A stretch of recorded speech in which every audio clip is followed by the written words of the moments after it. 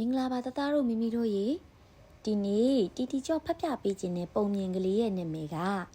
မြင်းကလေးတိမ်ဖြူတဲ့ဒီပုံမြင်လေးကိုရေးပေးထားတဲ့စာရေးဆရာနာမည်ကမိုးဦးနေတဲ့နားထောင်ကြည့်အောင်နော်သူ့နာမည်ကိုမိမိကတိမ်ဖြူလို့ပေးထားတယ်တဲ့ဒါပေမဲ့တိမ်ဖြူရဲ့အမွှေးတွေကတခြားမြင်းတွေလိုဖြူစွတ်စွတ်မဟုတ်ဘူးဖြစ်နေတယ်ဖြူဝါရောင်ညစ်ညစ်ဖြစ်နေတဲ့။ဘာဖြစ်လို့လဲဆိုတော့တိမ်ဖြူကရေကြောက်လို့ရေကြောက်တော့ရေပုံမှန်မချိုးဖြစ်ဘူးလေ။တိမ်ဖြူတားရေမေမေတို့နဲ့ရေလာချိုးလေတားတိမ်ဖြူမေမေကချောင်းဆက်ကနေလှမ်းអော်တော့တိမ်ဖြူကဖုံတော်ထဲမှာလှဲအိတ်လိုက်ပြီးတော့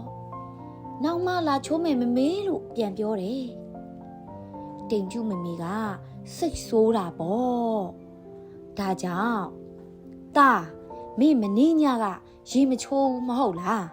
ညင်ညင်ပပတ်နေတာအမေမကြိုက်ဘူးလာစမ်းအခုရေလာချိုးမနေ့ကတာရေချိုးတယ်နေဝင်မှချိုးတာအခုလဲနေဝင်မှချိုးမှတကယ်တော့တိမ်ဖြူရေမချိုးပါဘူးတပတ်ကိုတစ်ခါတော့ရေချိုးချင်မှချိုးတာဒါပေမဲ့တိမ်ဖြူကလိန်ပြောပြလိုက်တယ်သူ့မိကလည်းပြောမရဆိုမရတဲ့တိမ်ဖြူကိုထပ်မပြောတော့ပဲရေဆက်ပြီးချိုးနေလိုက်တယ်နေဝင်ရင်တော့သူ့သားရေချိုးမှာပါလို့လဲတွေးနေတာပေါ့တကယ်ဆိုတိမ်ဖြူမှာတိတ်ကိုဖွေးဖြူနေတဲ့အမွှေးမြင်တွေရှိပေမဲ့အခုတော့တိမ်ဖြူညစ်ညစ်ပတ်ပတ်နေလို့အမွှေးတွေကအဝါနုရောင်ဖြစ်နေပြီလေတိမ်ဖြူကတော့အဲ့ဓာတွေကိုဂယုမဆိုင်ပဲနေတဲ့သူ့ကိုရေချိုးမယ်ပြောတိုင်းမချိုးရအောင်လိန်ညာနေတာပေါ့တိမ်ဖြူကရေချိုးဖို့ကိုစိတ်မဝင်စားဘူး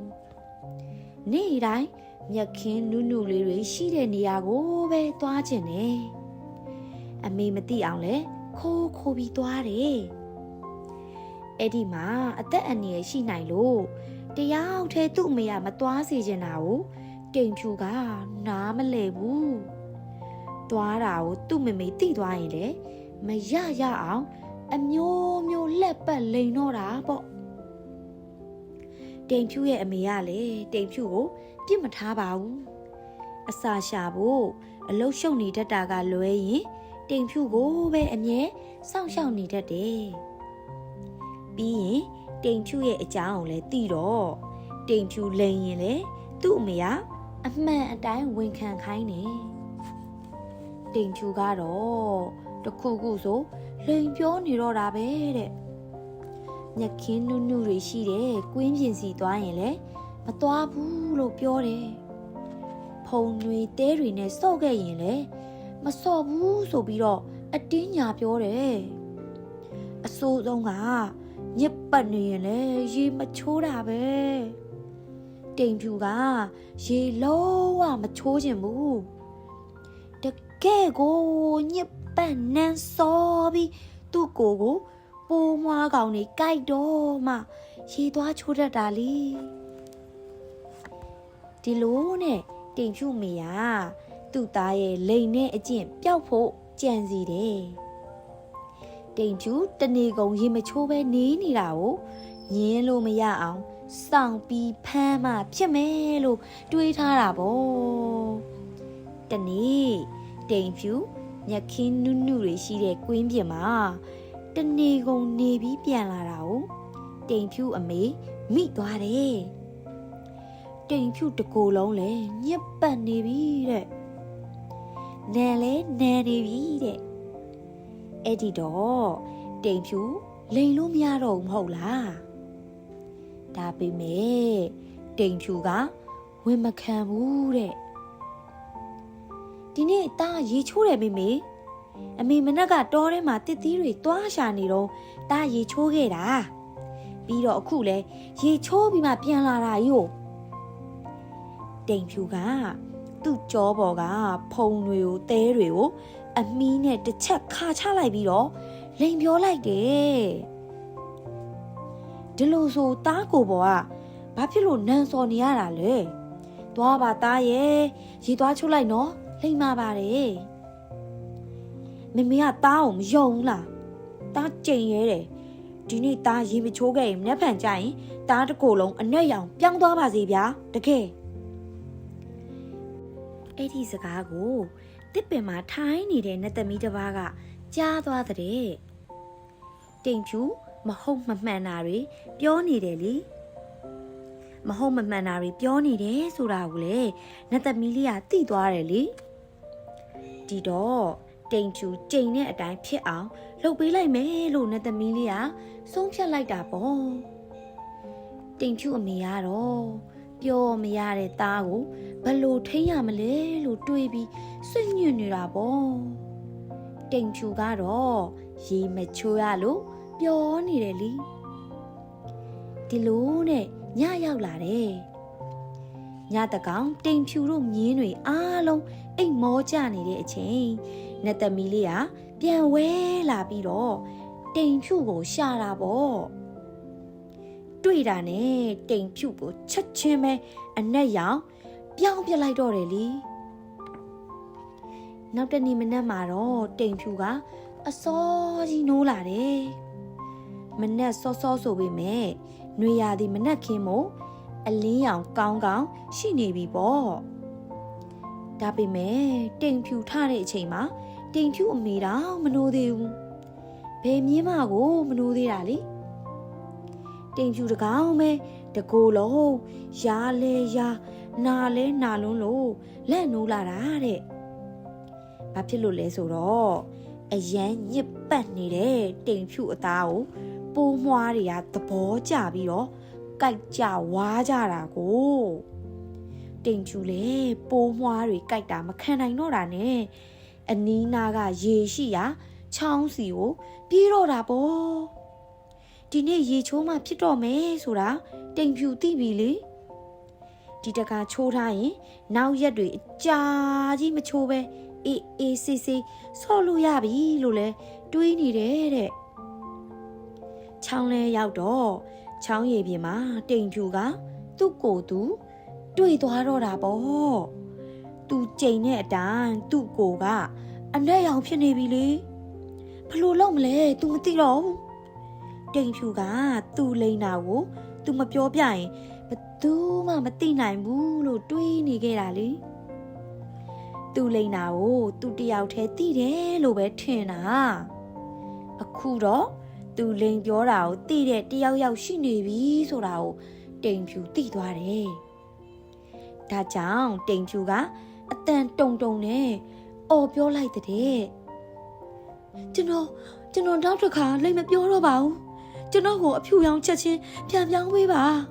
ကျွန်တော်တကယ်မညာတော့ပါဘူးတိမ်ဖြူကတကယ်စိတ်ထဲကအတိုင်းအမှန်ကိုအော်ပြောလိုက်တဲ့အခါတိမ်ဖြူနောက်ကိုရောင်ဖြောက်ပြီးလိုက်လာတဲ့နတ်သမီးလေးကကိုထင်ပြလိုက်တော့တာပေါ့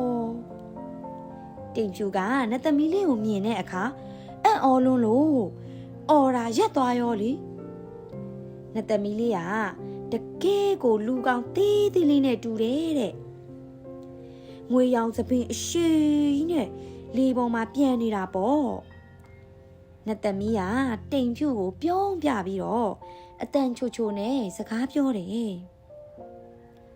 တင်တကယ်မလိန်ညာတော့ဘူးလို့ဂတိပေးနိုင်သလားတိမ်ဖြူတင်သာတကယ်ဂတိပေးနိုင်ရင်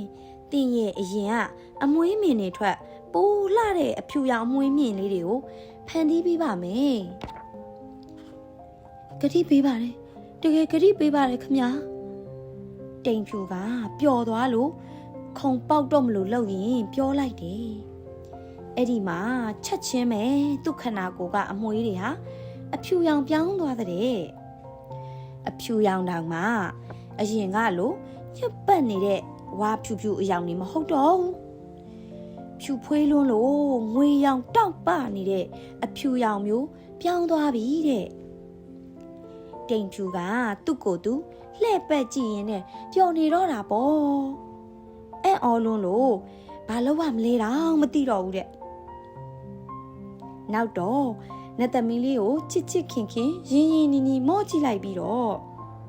ကျေးဇူးတင်ပါတယ်နတ်သမီးကျွန်တော်ဂရုတည်ပါမယ်လို့ပြောလိုက်တဲ့တင့်ကိုယုံပါတယ်တင်မှတ်ထားရမှာက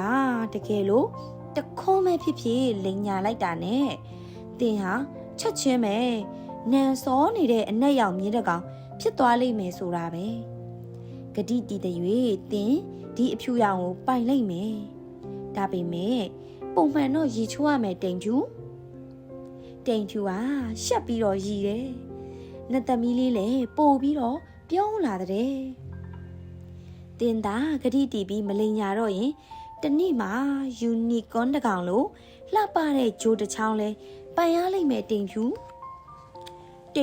လုံးဝကိုအံ့ဩသွားပြန်ရောတဲ့အမီရောခြေထောက်တွေရောအငြိမ်မနေတော့ဘူးလေယူနီကွန်ဟာကျွန်တော်ယူနီကွန်တကယ်ဖြစ်ခွင့်ရမှာလားဒါပေါ့တိမ်ဖြူရေယူနီကွန်ဖြစ်ခဲ့ရင်မော်အစမ်းတွေပါပိုင်ဆိုင်ရမှာတိမ်ဖြူကသူ့နှစ်ဖူးမှာယူနီကွန်တကောင်လို့တောက်ပတဲ့ဂျိုလှလှလေးတစ်ချောင်းရှိနေတာကိုညီရောင်ကြည့်မိတယ်ညီရောင်ရင်းလဲပျော်နေတော့တာပေါ့သူသာယူနီကွန်ဖြစ်သွားရင်သူ့အမေလဲတကယ်ကိုဝမ်းသာသွားမှာပဲလို့တွေးနေမိတယ်တဲ့ဒါကြောင့်တိမ်ဖြူကသူမလိန်ညာတော့မယ့်အကြောင်းကိုနတ်သမီးကိုဂတိပေးပြီးတာနဲ့သူ့အမေစီကိုအမြန်ဆုံးပြေးလာခဲ့တယ်အဲ့ဒီအချိန်တိမ်ဖြူရဲ့အမေကလည်းတိမ်ဖြူပျောက်လို့ရှာနေတာပေါ့ပြေးလာတဲ့တိမ်ဖြူကိုလည်းတွေ့ရောအမေသားလေးရဲ့လှလိုက်တာကွယ်ဖြူစွတ်နေတာပဲဒီလိုလေးအမြဲတမ်းနေနော်သားလေးလို့တွတ်ပြောနေတော့တယ်တိမ်ဖြူကတော့ပျော်ရလွန်းလို့စကားတစ်ခုတော့မှမပြောနိုင်တော့ဘူးလေသူ့ကောင်းထဲမှာတော့ယူနီကွန်ဖြစ်တဲ့အထိသူစူးစမ်းမယ်လို့တွေးနေတော့တာပေါ့ကဲတတတို့မိမိလေးတို့ရေပုံမြင်လေးကဒီမှာပဲပြီးသွားပါပြီတတာ